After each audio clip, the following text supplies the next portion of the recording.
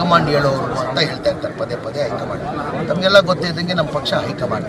ನನಗೆ ಗೊತ್ತಿದ್ದಂಗೆ ಸಿದ್ದರಾಮಯ್ಯ ಅವರು 28ವರೆಗೂ ಅವರು ಮುಖ್ಯಮಂತ್ರಿಯಾಗಿ ಇರ್ತಾರೆ. ಆಯ್ತಪ್ಪ, ನವೆಂಬರ್ ಕ್ರಾಂತಿ ಅಂದರು. ನಾನು ಆವತ್ತು ದಿಲ್ಲಿಯಲ್ಲಿ ಹೇಳಿಕೆ ಗೊತ್ತಿದೆ, ಯಾವ ಕ್ರಾಂತಿನೂ ಆಗಲ್ಲ, ಯಾವ ಪ್ರಾಂತಿನೂ ಆಗಲ್ಲ. ಯಾರು ಕ್ರಾಂತಿ ಅಂದವ್ರೆ ಅವ್ರಿಗೆ ವಾಂತಿ ಭೇದಿ ಆಗ್ತದೆ ನವೆಂಬರ್ ಆದಮೇಲೆ ಅಂತ ಹೇಳಿದೆ ನಾನು. ನವೆಂಬರ್ ಹೋಯ್ತು, ಡಿಸೆಂಬರ್ ಹೋಯ್ತು, ಈಗ ಜನವರಿ ಸಂಕ್ರಾಂತಿ ಅಂತಾರೆ, ಅದೂ ಹಂಗೆ ಆಗೋದು. ಏನೇನೂ ಆಗಲ್ಲ. ಹೈಕಮಾಂಡ್ ಸಿದ್ದರಾಮಯ್ಯ ಜೊತೆ ಇದ್ದಾರೆ.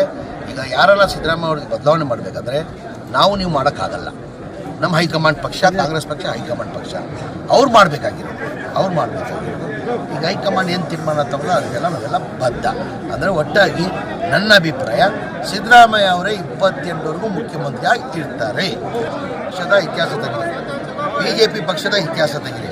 ಯಾವಾಗ ಚುನಾವಣೆ ಬರ್ತದೆ, ಜನಗಳ ಮಧ್ಯೆ ಕಾಂಗ್ರೆಸ್ ಪಕ್ಷ ನಮ್ಮ ಕಾರ್ಯಕ್ರಮನ ತೋರಿಸಿ ನಾವು ಮತ ಕೇಳ್ತೀವಿ. ನಮ್ಮ ಸರ್ಕಾರ ಇದ್ದು ಹಿಂದೆ ನಮ್ಮ 2013 ಹಿಡ್ಕೊಂಡು 2017ವರೆಗೂ ಸಿದ್ದರಾಮಯ್ಯ ಅವರು ಮುಖ್ಯಮಂತ್ರಿ ಆಗಿದ್ದರು. ಇಂಥ ಭಾಗ್ಯಗಳು ಕೊಟ್ಟಿದ್ದಾರೆ. ಮುಂದೆ ನಮ್ಮ ಸರ್ಕಾರ ಬಂದರೆ ನಾವು ಇಂಥ ಕಾರ್ಯಕ್ರಮ ಕೊಡ್ತೀವಿ ಅಂತ ನಾವು ನಮ್ಮ ಸಾಧನೆಯನ್ನು ತೋರಿಸಿ ನಾವು ಮತ ಗೆಲ್ತೀವಿ. ಯಾವತ್ತನ BJP ಅವರು ಸಾಧನೆಯನ್ನು ತೋರಿಸಿದಾರ? ಹಿಂದೂ ಮುಸಲ್ಮಾನ್, ಹಿಂದೂ ಅದು ಬಿಟ್ಟು ಯಾವುದನ್ನ ಸಾಧನೆ ತೋರಿಸಿದೇನು ರೀ? ಸಾಧನೆ 0. ಅವ್ರಿಗೆ ಹಿಂದೂನೂ ಬೇಕಾಗಿಲ್ಲ, ಯಾವ ಮುಸಲ್ಮಾನೂ ಬೇಕಾಗಿಲ್ಲ. ಇಲ್ಲಿ ಹೆಚ್ಚಿನ ಸಂಖ್ಯೆಯಲ್ಲಿ ಅಲ್ಪಸಂಖ್ಯಾತರಿದ್ದಾರೆ.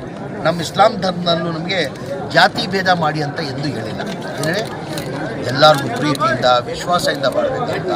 ಮಜಹಬ್ ನಹಿ ಸಿಖಾತಾ, ಆಪಸ್ ಮೇ ಬೈರ್ ರಖನಾ, ಹಿಂದಿ ಹೈ ಹಮ್, ಹಿಂದೂಸ್ತಾನ್ ಹಮಾರ ಸಾರೇ ಜಹಾನ್ ಸೆ ಅಚ್ಚಾ ಹಿಂದೂಸ್ತಾನ್ ಅಂತ ನಮ್ಮ ಇಸ್ಲಾಂ ಧರ್ಮ ನಮ್ಗೆ ಹೇಳ್ಕೊಟ್ಟಿತ್ತು. ಯಾವ ಶಿವಕುಮಾರ್ ಬ್ಲಡ್ಡಲ್ಲೇ ಕಾಂಗ್ರೆಸ್ ಬಂದಿರೋದು. ಈಗ ಶಿವಕುಮಾರ್ ಅವರು ಮುಖ್ಯಮಂತ್ರಿ ಆಗಬೇಕಂತ ನಾವು ಬಯಸ್ತಾ ಇದ್ದೀವಿ. ಸಿದ್ದರಾಮಯ್ಯ ಆದಮೇಲೆ ಅವರೇ ಮುಖ್ಯಮಂತ್ರಿ ನಾವು ಹೇಳ್ತಾ ಇಲ್ವಾ? ಸಿದ್ದರಾಮಯ್ಯ ಆದಮೇಲೆ DK ಶಿವಕುಮಾರೇ ಮುಖ್ಯಮಂತ್ರಿ ಆಗಬೇಕು. ಸಿದ್ದರಾಮಯ್ಯ ಆದಮೇಲೆ DK ಶಿವಕುಮಾರೇ ಆಗಬೇಕು. ಅವ್ರ ಬ್ಲಡ್ಡಲ್ಲೇ ಕಾಂಗ್ರೆಸ್ ಬಂದಿರೋದ್ರಿ.